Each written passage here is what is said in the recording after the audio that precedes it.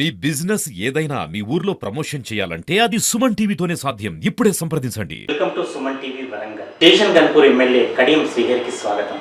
ఇదేదో టైటిల్ కాదు, నిజంగా ఆశ్చర్యకరం కూడా కాదు. కానీ ఇక్కడ ఏర్పాటు చేసింది ఎవరో తెలిస్తే ఆశ్చర్యపోవడం మనవంతైతుంది. స్టేషన్ గన్పూర్ శాసనసభ్యులు కడియం శ్రీహరికి స్వాగతిస్తూ, కడియం శ్రీహరి పర్యటనను స్వాగతిస్తూ, ఆయన కార్యక్రమాన్ని స్వాగతిస్తూ ఏర్పాటు చేసింది కాంగ్రెస్ పార్టీ నాయకులు, కార్యకర్తలు కాదు, బీఆర్ఎస్ కార్యకర్తలు. ఇదే గందరగోళానికి దారితీసింది, ఇదే గొడవకు దారితీసింది. చివరకు ఫ్లెక్సీలు చింపడం, పోలీసులు వారిని తరమటం, కాంగ్రెస్ పార్టీ బీఆర్ఎస్ కార్యకర్తలు ఈ ఇద్దరి మధ్యలో గొడవకు దారితీసింది. ఇదంతా కూడా శనివారం జరిగింది స్టేషన్ గన్పూర్ ప్రాంతంలో. ఒక దేవస్థానం కార్యవర్గం, పాలకవర్గం ప్రమాణ స్వీకార కార్యక్రమంలో కడియం శ్రీహరి రావటాన్ని స్వాగతిస్తూ బీఆర్ఎస్ కార్యకర్తలు స్వాగత ఫ్లెక్సీని ఏర్పాటు చేస్తారు. అందులో ఒకవైపు స్థానిక శాసనసభ్యులు కడియం శ్రీహరి ఫోటోతో సహా ఆయన యొక్క రావడాన్ని స్వాగతిస్తూ ఏర్పాటు చేశారు. మరోవైపు స్టేషన్ గన్పూర్ మాజీ ఎమ్మెల్యే బీఆర్ఎస్ నాయకుడు డాక్టర్ రాజయ్యను కూడా ఆ ఫోటోలో చాలా పెద్ద ఎత్తున ముద్రించారు. ఇక్కడే సమస్యకు దారితీసింది. ఎందుకంటే గత కొద్ది కాలంగా స్టేషన్ గన్పూర్ ఎమ్మెల్యే కడియం శ్రీహరి కాంగ్రెస్ పార్టీలో ఉన్నారా, బీఆర్ఎస్ పార్టీలో ఉన్నారా, ఇది రాష్ట్ర వ్యాప్తంగా చర్చనీయాంశమైన విషయం. సరే, ఇదంతా టెక్నికల్గా ఆయన కాంగ్రెస్ పార్టీలో ఉన్నారా, బీఆర్ఎస్ పార్టీలో ఉన్నారనే నిర్ణయం ఇదంతా స్పీకర్ కోర్టులో ఉంది. కొంతమంది శాసనసభ్యుల మీద 2 రోజుల క్రితమే ఆయన తీర్పు కూడా వెలువరించారు. వారంతా కూడా ఎక్కడ గీత దాటలేదు, వారంతా టెక్నికల్గా బీఆర్ఎస్ పార్టీలోనే ఉన్నారని. కడియం శ్రీహరితో పాటు మరో 2 సమస్య దానం నాగేందర్ కానీ వారికి సంబంధించిన తీర్పు ఇంకా వెలువడలేదు. అయినప్పటికీ కడియం శ్రీహరి ఇచ్చిన స్టేట్మెంట్ ఈ వివాదానికి మరింత ఆజ్యం పోసింది.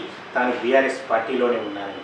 ఇటువంటి పరిస్థితులలో కడియం శ్రీహరి టెక్నికల్గా ఏమున్నా, స్పీకర్ గడ్డం ప్రసాద్ గారు తీర్పు ఎలా ఉన్నా కూడా అది రాబోయే కాలంలో మనం వేచి చూడాల్సిందే. కానీ ఇక్కడ మాత్రం స్థానికంగా ఇదంతా కూడా గత కొద్ది రోజులుగా మాజీ ఎమ్మెల్యే డాక్టర్ రాజయ్య ఎప్పటికే నిప్పులు చెరుతున్నారు కడియం శ్రీహరి మీద. గతంలో కడియం శ్రీహరి చేసిన అవినీతి కార్యక్రమాల గురించి కావచ్చు, ఆయన యొక్క క్యారెక్టరైజేషన్ కావచ్చు, ఆయనకు సంబంధించిన విధానాలు కావచ్చు, ఆయన తూర్పార పడుతూనే ఉన్నారు. ఇదంతా కూడా గొడవకు, గందరగోళానికి దారితీస్తుంది. ఇదిలా ఉండగా ఈరోజు శనివారం సంబంధించిన ఒక పాలకవర్గం ప్రమాణ స్వీకారానికి కడియం శ్రీహరి విచ్చేస్తున్నారని తెలిసి బీఆర్ఎస్ పార్టీ కార్యకర్తలంతా కూడా ఎక్కడికైనా ఫ్లెక్సీ ఏర్పాటు చేస్తారు. దీనిలో కడియం శ్రీహరికి స్వాగతించారు. ఇక్కడ కాంగ్రెస్ పార్టీ కార్యకర్తలు కానీ వారి నాయకులకు సంబంధించిన ఎవరు కూడా ఈ ఫ్లెక్సీ ఏర్పాటు చేయలేదు. బీఆర్ఎస్ కార్యకర్తలు, నాయకులు అంటే ద్వితీయ శ్రేణి నాయకులు ఈ ఫ్లెక్సీని ఏర్పాటు చేశారు.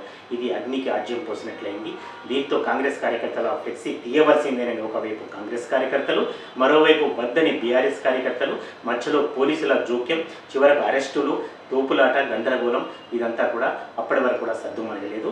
బహుశా ఆదివారం కూడా కొన్ని పాలక వర్గాల గ్రామ సర్పంచులు కానీ వారి ప్రమాణ స్వీకార కార్యక్రమం ఉంది. దీనికి సంబంధించిన గొడవ ఏ రూపం దాల్స్తుందో అని చాలామంది కూడా ఆసక్తితో చూస్తున్నారు. ఈ వివాదం అంతా కూడా చర్చనీయాంశంగా మారింది.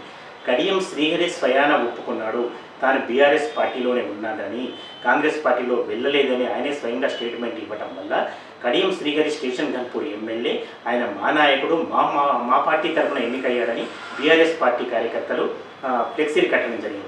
కాదు, సరే, టెక్నికల్గా సంబంధించిన అంశాలు ఏమన్నా కూడా అవన్నీ కూడా స్పీకర్ కోర్టులోనే ఉన్నాయి. ఆ బాలంతా కూడా మీరు ఎట్లా సొంతం చేసుకుంటారో, ఆయన కాంగ్రెస్ పార్టీకి చెందిన వ్యక్తి, కాంగ్రెస్ పార్టీ ఎంపీ కడియం కావ్య ఆయన కూతురు, వారికి స్వయంగా ప్రపోజల్ కూడా చేశారు. ఆయన కాంగ్రెస్ పార్టీకి చెందిన వ్యక్తి. గత కొన్ని కాలంగా ఆయన కాంగ్రెస్ పార్టీ కార్యక్రమాల్లోనే పాల్గొంటున్నారు. సాంకేతిక కార్యక్రమాలు ఎలా ఉన్నా కూడా ఆయన కాంగ్రెస్ పార్టీ నాయకుడే అని స్పష్టంగా కాంగ్రెస్ నాయకులు, కార్యకర్తలు చెప్తున్నారు. కానీ బీఆర్ఎస్ కార్యకర్తలు మాత్రం స్వయాన కడియం శ్రీహరి అంగీకరించారు కాబట్టి ఆయన మా నాయకుడే కాబట్టి మేము స్వాగతం చెప్తే తప్పేమిటి అని పోలీసులు నిలదీశారు, కాంగ్రెస్ కార్యకర్తలు నిలదీశారు.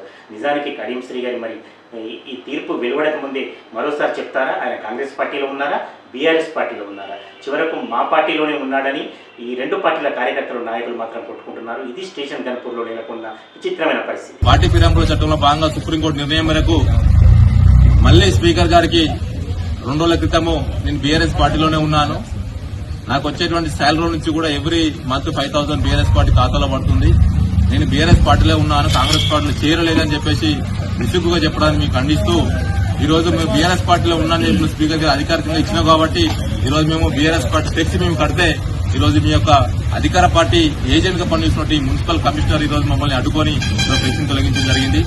ఈరోజు మా ఎమ్మెల్యే అని చెప్పి మేము గౌరవిస్తున్నాం మిమ్మల్ని, కానీ ఈరోజు మీ కాంగ్రెస్ అధికార పార్టీ ఏదైతుందో ఆ ఏజెంట్ గా పనిచేస్తున్నటువంటి మున్సిపల్ కమిషనర్ ఈరోజు మమ్మల్ని ఇబ్బందులకు గురి చేసి ఫ్లెక్సీని కూడా మీకు మా మీద పోలీస్ స్టేషన్ లో బంధించడం జరిగింది. అదేవిధంగా కడియం శ్రీహరి నీకు ఒకటే నీకు కూడా హెచ్చరిస్తా ఉన్నాం. నువ్వు ఏ పార్టీలో ఉన్నావో నిస్సిగ్గుగా ప్రజల మధ్య ప్రజలకు చెప్పు సమాధానం. దొంగసాటుగా స్పీకర్ కు లెటర్లలో రాసి అఫిడవిట్ చెప్పి ఇవ్వడం కాదు. నువ్వు బీఆర్ఎస్ పార్టీలో ఉన్నా అంటే బీఆర్ఎస్ పార్టీ కండ ఒప్పుకొని ఈ రోజు గణపతి వరకు తిరుగు.